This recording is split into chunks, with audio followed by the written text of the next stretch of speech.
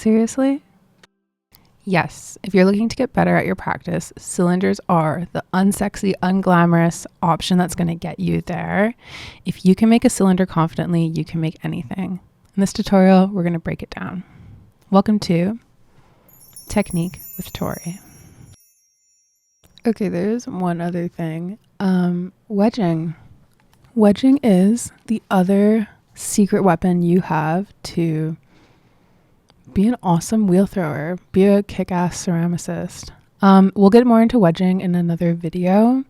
We're doing like a little baby spiral wedge here. So that'll be next week. But wedging, do some wedging, just practice. It's not that bad, I promise. I love cylinders, guys. As if it's not already evident by this video, it really is this moment where we get to hone in, focus on what exactly is happening with your throwing technique, tiny little tweaks and adjustments. Those give you a lot of power to explore, push yourself in the medium, and they will carry into pretty much every other aspect of wheel throwing. So we'll talk about like bowls in a few weeks, and then we'll talk about how to alter and put those things into practice. But cylinders are just so good. And so now we got like the clay is on the wheel. We're moving into centering right away. First step, get some symmetry in the clay. You will see two motions happening in front of you. All right. We've got a leaning forward that's here right now. And then we also have a pressing down, leaning on the top of the clay.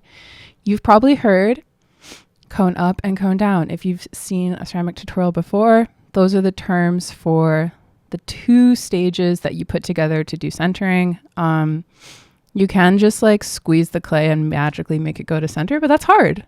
It's sort of like trying to balance on a stationary bicycle. So by moving the clay back and forth a bit, it helps us bring it all to the middle. For a minute, just entertain me. Throw the term cone up and cone down out of the window. Get rid of it. Instead, I want you to connect to your body, feel the strength in your legs, through your core, into your shoulders, and then into your arms and hands. And through that strength of your body, we'll see I'm leaning forward a little bit. That's allowing me to connect. And as you do that, you're going to feel really strong, really steady, and the centering is going to be like 10 times easier. And you'll just repeat it. You don't have to go super far either. This is like a little controversy in the ceramic world. A really niche, nerdy debate is, do you actually need to cone up and cone down? You do need to center at least a little bit. But do you need to cone up and cone down? I haven't seen a good analysis on it creating any benefit. And I have seen some stuff to indicate that a lot of coning up and coning down can make things worse. So yeah, I wouldn't really freak out about making it go super tall and super short. I feel like that's like a flashy throwing technique. Don't worry about it. Once it's feeling pretty even, just get it close enough, create a dent in the middle. Then we're going to push down. Pushing down, I'm creating the depth of the bottom. And then once I have that depth, I'm pulling my hands towards myself to create the width. So here we're setting up the base. And this is really what distinguishes the cylinder shape, is what is the bottom looking like. So we've got flat base. I'm compressing it. You could measure this with a needle tool. I didn't. So sorry, I can't show you guys that today. I'll show you another time. But the compression is important. We'll see, like, I'm just taking my sweet time going back and forth. Just do that as well. We're creating some strength in the bottom, so less likelihood of cracking and breaking when it dries and fires, which that's ideal. Once it's feeling pretty good and even and smooth and compressed, yeah. We're gonna move on. So next up is the pulls. That means creating height. Here I'm just sort of doing a mini center. This is a great technique, and it allows us to just get that clay in control. Now we're doing our first push up. I like to do this like pinchy pull at the base. and then move into a pull on the side. You can do either or. This one here we're showing, the side pull, you could start with that. Both are fine. Regardless of which pull you're choosing, we're going to think about 3 phases in our pull. You got the setup. We have the actually moving up. That's what we think about when we think about the pull. So we see that little lump of clay moving towards the top. And then we have the release, slowing down, easing off. A little compression on the lip is really nice. And then we will repeat. That is the full pull. A pull is not just moving your hands up.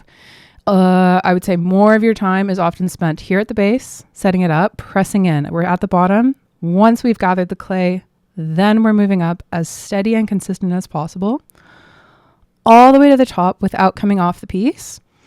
And then we're pausing here.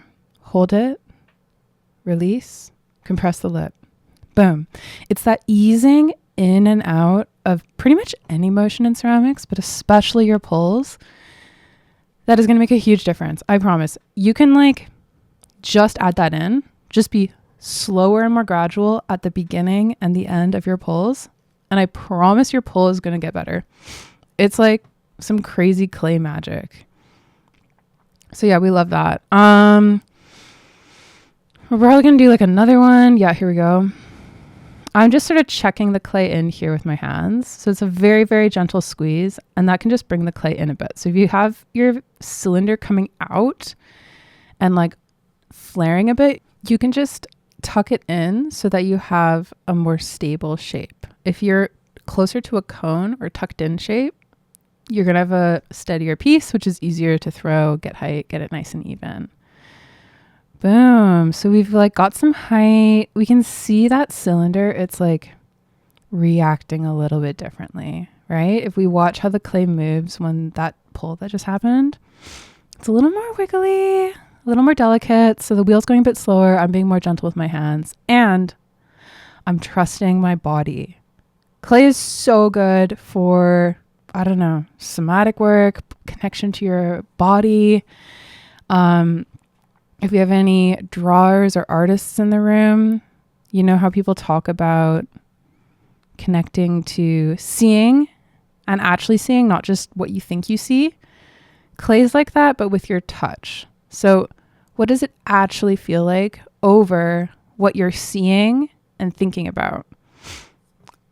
We're done the pulls now.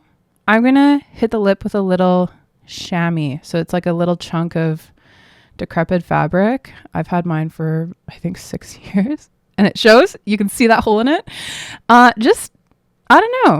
Compress the lip.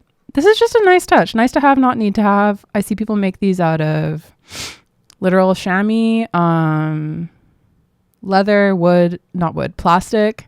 It just adds a little compression here at this top edge, which is normally just a little more fragile. So it's nice. We're moving into a rib. There's tons of ribs in the world. This is one of my crusty, rusty ribs. I love it. Just a rough cleanup to start. So I'm scraping a bit of that excess at the bottom. We'll talk about getting rid of that just when you're throwing in a throwing efficiency video. But for now, don't worry about it. Just scrape that off if there's extra. And then I'm gradually starting at the base, moving up. And it really is very similar to a pull. We've just traded the tool for our hand on the outside, and on the inside, I'm using a bit more of a flat hand posture. You can sort of see it here.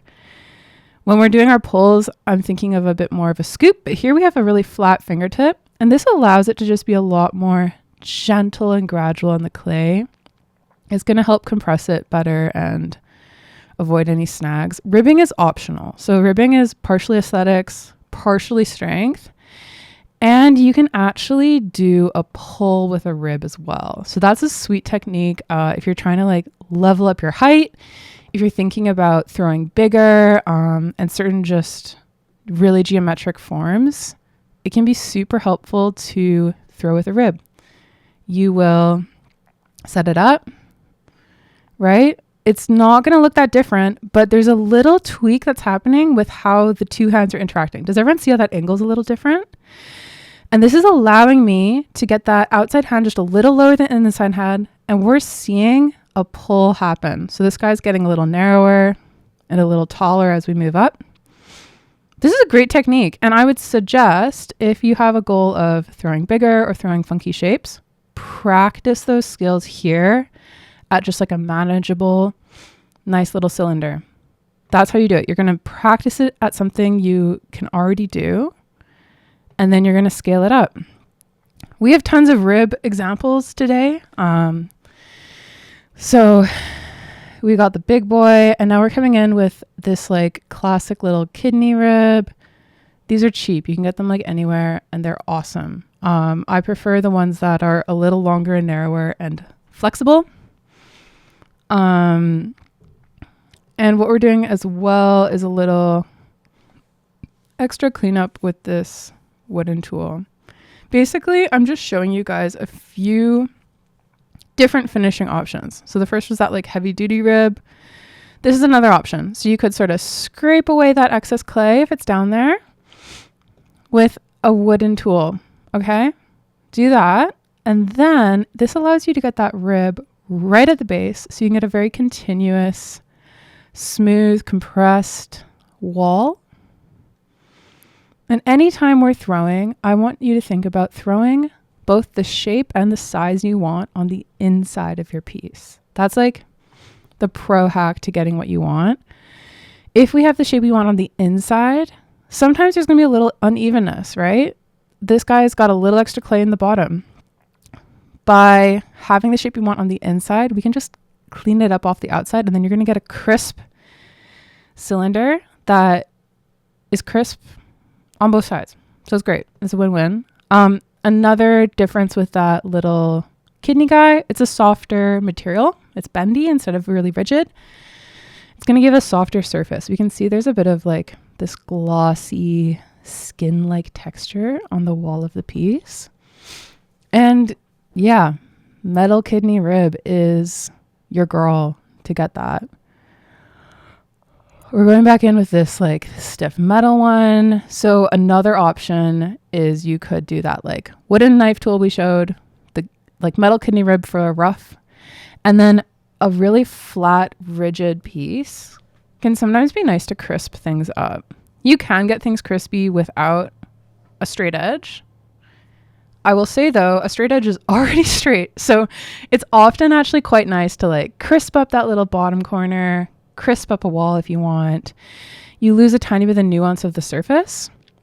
So that's what we're going to see here. When we come in with this soft guy, this is like a second pass, and it's really going to allow us to smooth, blend, finesse the surface is what I'm thinking about here. And again, all of this is optional. We could have just like stopped before the rib step, ripped this thing off the wheel, called it a day. Surface is very personal. It's one of your tools of expression with the medium. So I would really suggest, that's sort of the point here where we're seeing all these options. Try a bunch of them out. See what you like. See like, do I like this tool? Do I like that tool? Tools in general, you do not need to break the bank on. My toolkit has all sorts of crazy stuff in it, but most of like my daily driver tools, I think the whole thing is a $15 investment. Like I'm using a needle tool, a wooden knife, a random chopped up sponge from the hardware store, and like the kidney rib. I have like nice to have tools. This chamois I think was like 20 cents. Like the like big rectangle rib thing, that's custom made, so still quite cheap, but you have to like, I don't know, be able to cut sheet metal. But what I'm trying to say is like, I don't know, the fancy ceramic tool thing is amazing, and there are a few things I like, but I find clay to be a very down-to-earth, non-pretentious medium. And so it sort of bums me out when a lot of people talk about all these expensive things you quote unquote need to do clay. You don't. You don't. They can be nice. If they bring you joy, I'm obsessed with it. If they fit like some kind of niche need, let's go. And there's lots of amazing accessibility tools that are coming out that I am so excited about. Generally speaking, though, you do not need to break the bank to throw good. And a lot of the professionals are using the kit I described, like 10, 15 bucks. And that's it. And that's like, they're selling their stuff for crazy prices. They're making beautiful work. You really do not need a lot. We've cleaned it up. So I've cleaned up the outside with sponge. I've dried out the water from the inside. That is important. Please do it. And then we're going to wire it off. Oh yeah. I love this tool, sort of. I cut off one of the handles because it was really annoying. So it's a one-handled little like wire tool. Love is strong. I think if I had time, I would remake it, but it works. Cut it off, dry clean hands, pick it up. You got a cylinder. Bam. Cute. Love it. But you know, we're here to learn. So instead of keeping this thing forever, let's slice it in half. Let's go. Okay, so we're going to cut it up. This is a great way to do it. And you can like cut it when it's still attached to the wheel, and it's even easier than what's going on here in front of you. Slice it in half, and we are going to get a really accurate view of what is going on in there. Okay, not bad. Okay. We can see we've got, yeah, just pretty even. I'm stoked about this. About the same thickness throughout the wall. A nice clean corner at the base. The bottom of the piece is like tiny bit thicker. So you'd have to trim this to be like perfectly even, or just go down a little bit more to get a nice even go of it. There's a tiny bit of clay gathered up on the lip, which is perfect. You do want just like a little extra clay if you can swing it before the lip narrows, and that gives your piece a bit of internal strength and makes it nicer to use. The other thing I love about clay is it is a fully recyclable medium. Let's squish it up. Until you fire your piece, you can just work with clay over and over and over. I've squashed it up, scraped the excess into there. Honestly, if you've ribbed this really well, you could probably throw it right away. You could just give it another wedge and go again. That concludes our cylinder tutorial today. A little overview of what we learned. We did centering, remembering to connect to your body. We did our pulls, where we're thinking about slowing down, getting a nice gradual start and a nice gradual finish. And we talked about like some evenness stuff. So yeah, try it out. Let me know what you guys think. As always, it's been a pleasure having you in class, and we'll see you next time.